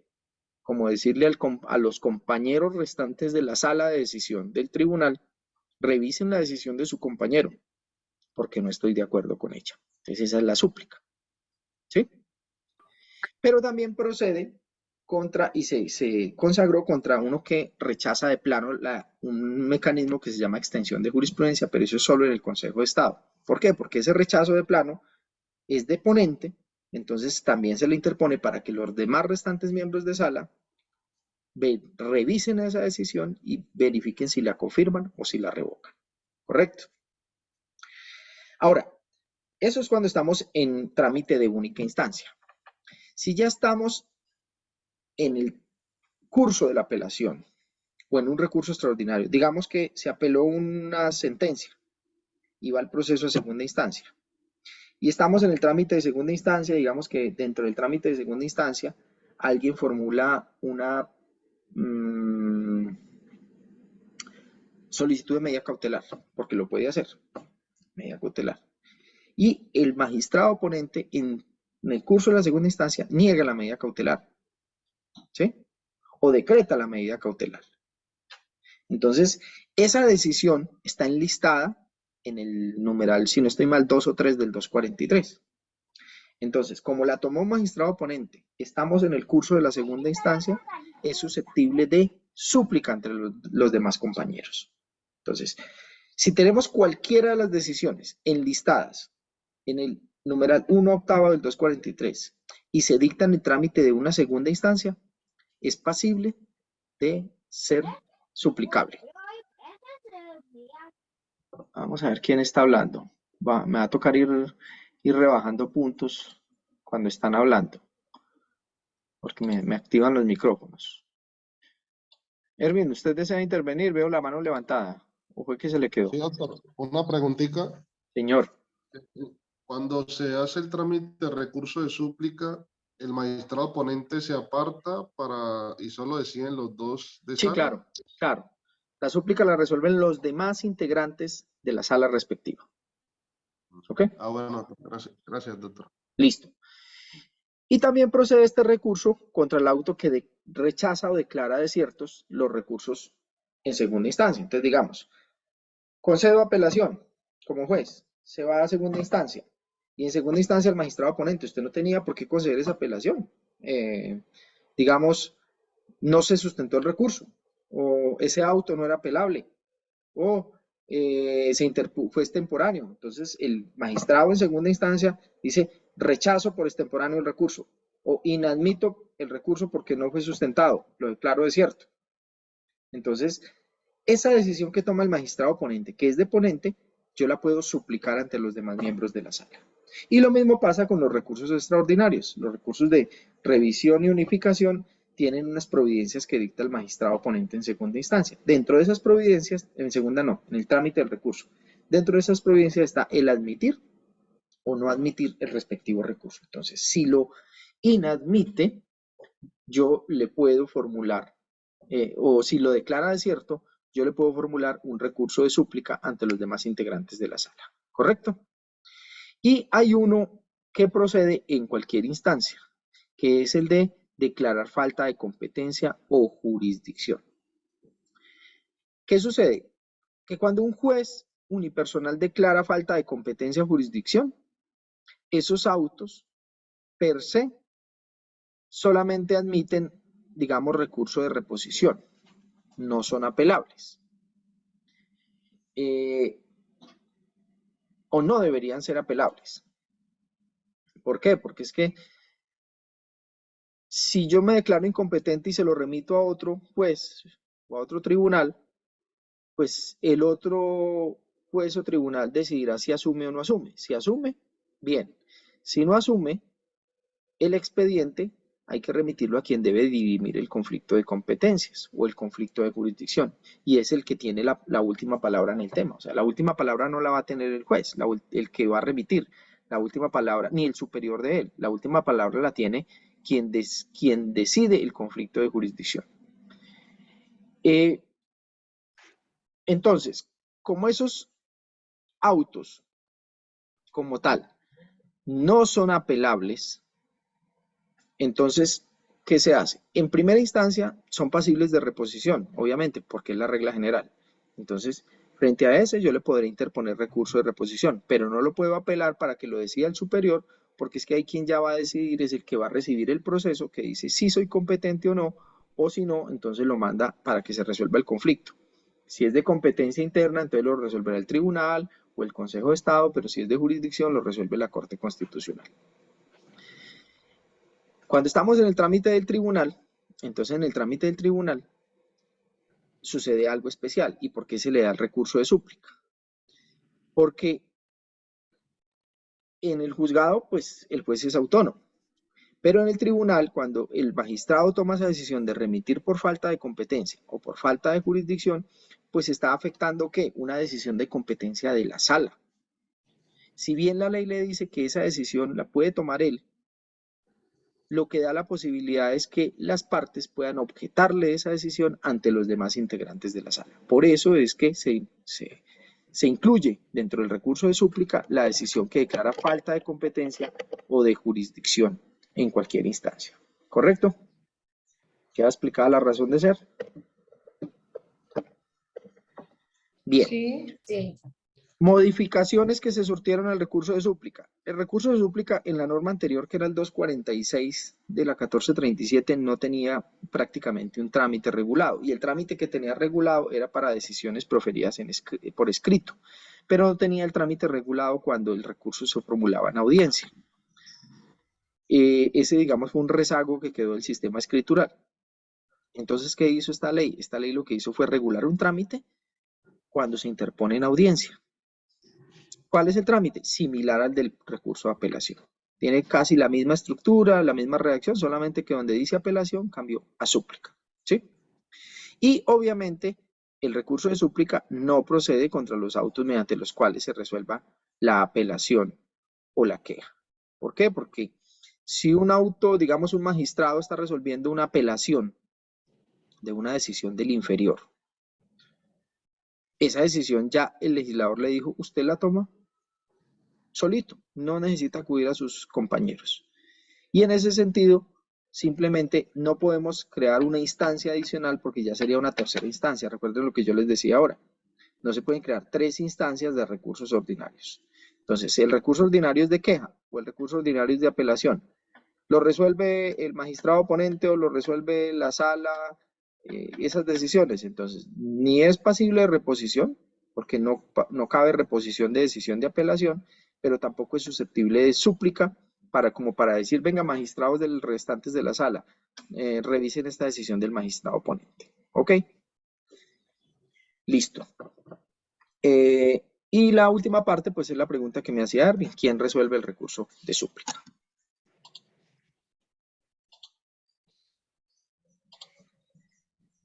No quiere trabajar el computador, señores. Parece que ya le dio hambre.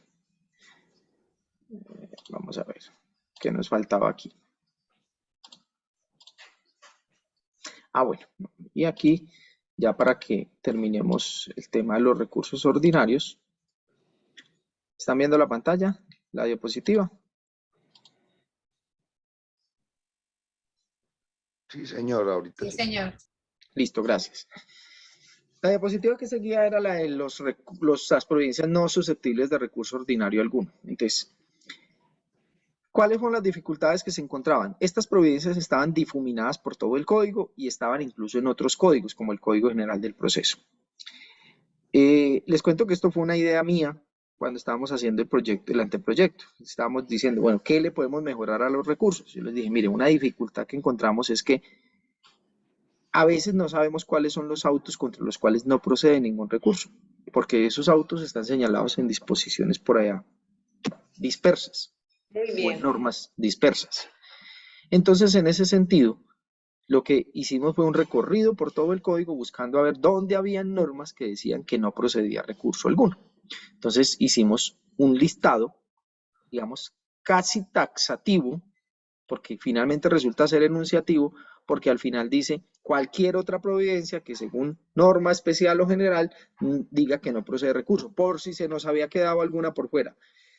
Digamos que recuerdo que hice muy bien la revisión para que no se nos quedara ninguno por fuera. Todos los que ustedes ven allí eran los que estaban en el código o en algunas normas del Código General del Proceso, en el artículo 243A. Entonces ese es el sentido de esa norma, incluir y evitar, digamos, confusiones interpretativas. Dentro de esas normas está una que también me preguntaba ahorita Erwin. 243, venga a ver si me voy acá. 243A.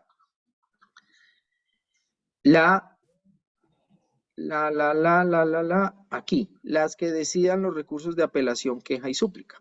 Entonces, claro, ¿por qué esa norma? Porque no puede haber una tercera instancia frente a esas decisiones. Ni reposición, ni apelación, ni ningún otro recurso ordinario frente a un auto que decide una apelación, frente a un auto que decide una queja o frente a un auto que decide una súplica. Porque le cuento, hay o se encontraron abogados que interponían ese tipo de recursos. ¿Sí? Entonces fue, digamos, reafirmar la regla de que no procede recurso contra esas providencias. Entonces ustedes van a ver ahí el listado, son en total 16 providencias tomadas de otras normas del Código General del Proceso, del Código de Procedimiento Administrativo y de lo Contencioso Administrativo y del Código General del Proceso. ¿Correcto? All right. Esa fue la finalidad del código. Jacqueline, apagas el micrófono, por favor. Bueno.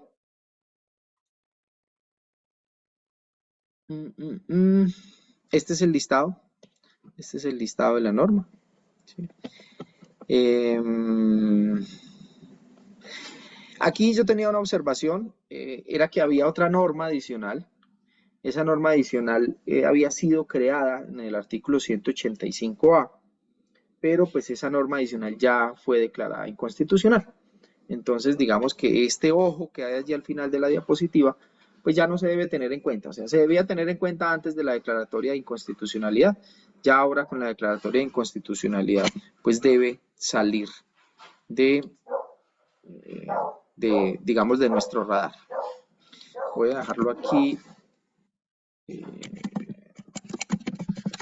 Y yo les subo esta diapositiva corregida. Entonces, ojo, inicialmente, la providencia que admite control automático de fallos con responsabilidad fiscal, 185A.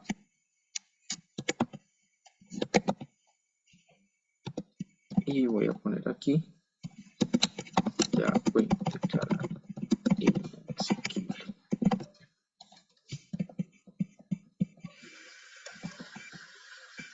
¿Ustedes saben cuál es la diferencia entre inexequibilidad e inconstitucionalidad?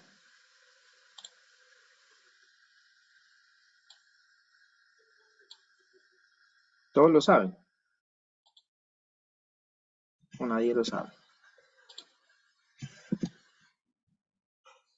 Yo no lo sé, profe. Yo No, tampoco. ¿cuál es la diferencia? Siempre tiene que haber alguien que dé el primer paso, porque si no los demás no. Eso es Yo típico. creo que o sea, ambas sacan las normas del tema la inexequibilidad relacionada la sacada pues del orden jurídico de una ley. La inconstitucionalidad La L embarré.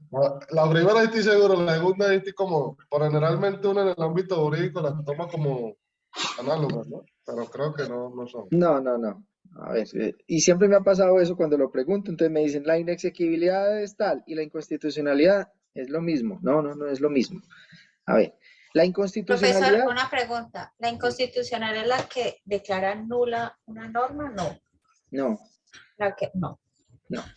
A ver, la inconstitucionalidad es la contrariedad de una norma del ordenamiento jurídico con la Constitución. ¿Sí o no? ¿Estamos? Claro, sencillo. ¿Sí o no? Sí, señor. Y la inexequibilidad es el efecto de la declaratoria de esa inconstitucionalidad por parte de quien tiene el control de constitucionalidad. Entonces, la Corte Constitucional no declara inconstitucional, la Corte Constitucional declara inexequible, porque la encontró contraria a la Constitución. ¿Sí? Lo mismo, el juez, bueno, aquí no aplica, frente al Consejo de Estado en la acción de nulidad por inconstitucionalidad, es lo que declara la nulidad, no la inexequibilidad. Pero entonces, la Corte declara inexequible una norma. ¿Por qué? Porque es inconstitucional. Entonces, la inconstitucionalidad es la contrariedad de la norma con la Constitución. La inexequibilidad es la declaratoria de esa inconstitucionalidad que hace el órgano competente, en este caso la Corte Constitucional. ¿Sí? Entonces, una norma puede ser inconstitucional, pero aún no haber sido declarada inexequible. Entonces, un operador jurídico puede llegar a declarar, a inaplicar una norma por inconstitucional. Recuerden, la excepción de inconstitucionalidad. Entonces, yo la inaplico por inconstitucional, pero esa norma no ha sido declarada inexequible. La estoy inaplicando yo para el caso concreto, pero sigue siendo exequible hasta que la Corte Constitucional no diga lo contrario. ¿Correcto? Entonces miren que este es un ejemplo. Ese artículo 185 que tenemos allí ya había sido declarado tenido por inconstitucional cuando había sido inaplicado por el Consejo de Estado por inconstitucional, pero no había sido declarado inexequible. ¿Cuándo fue declarado inexequible? Cuando la Corte Constitucional así lo dijo. Ahora sí nos queda entendida la diferencia. ¿Listo? Doctor, gracias. Gracias por la apreciación ahí. Bueno. No, es que sucede, siempre sucede, que me empiezan a decir la inconstitucionalidad es la contrariedad de la norma con la Constitución y la inexequibilidad, lo mismo. No, no es lo mismo. Bueno, señores, voy a hablarles un poquito de los recursos extraordinarios. Entonces, nos tomamos un poquito hasta las 9 de los recursos extraordinarios y los mecanismos. Vamos al receso, venimos del receso y terminamos de hablar un poquito de esos recursos extraordinarios y empezamos tema de notificaciones. Recursos extraordinarios. En la jurisdicción de lo contencioso administrativo, y aquí no tengo diapositivas, señores, simplemente aquí voy a hablar con base en lo que señala el código y con base en la experiencia. Entonces, ¿cuáles son los recursos extraordinarios que tenemos nosotros? Y voy a compartirles para que ustedes me vayan siguiendo simplemente el texto de la ley. Los recursos extraordinarios que tiene el código son solamente dos. ¿Cuáles son esos recursos? Bueno, miento. Sí, dos. El recurso extraordinario de revisión y el recurso extraordinario de unificación de jurisprudencia.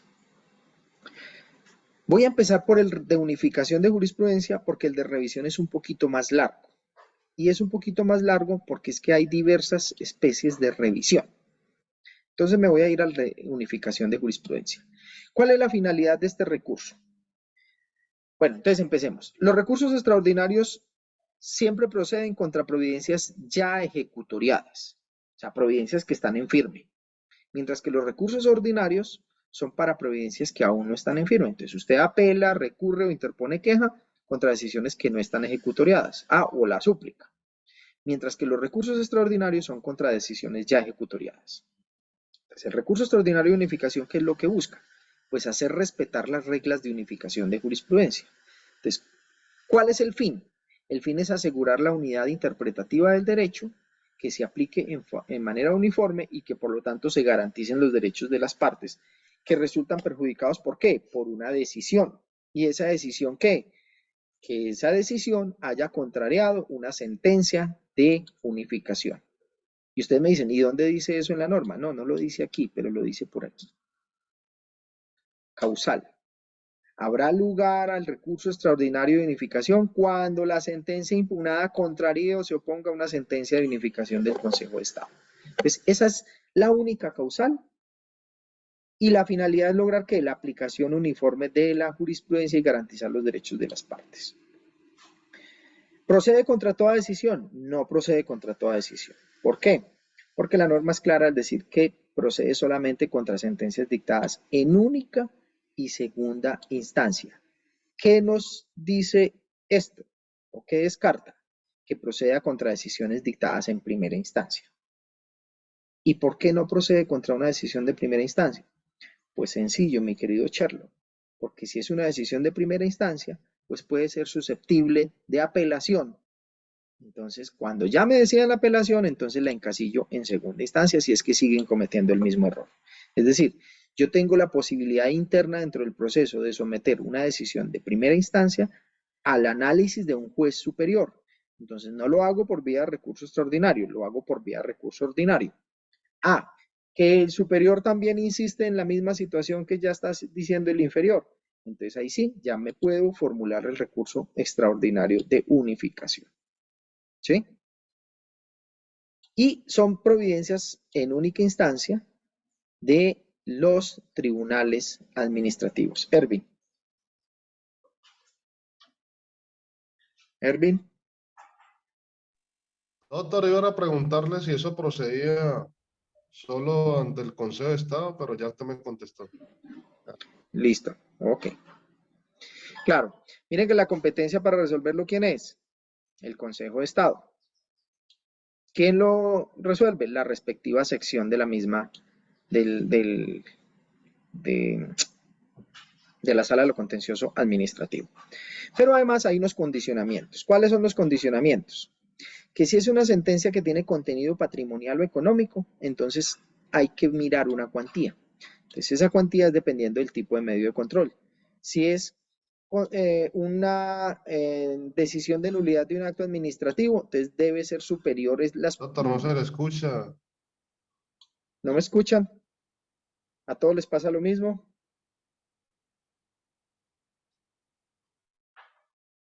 Señores. Señores.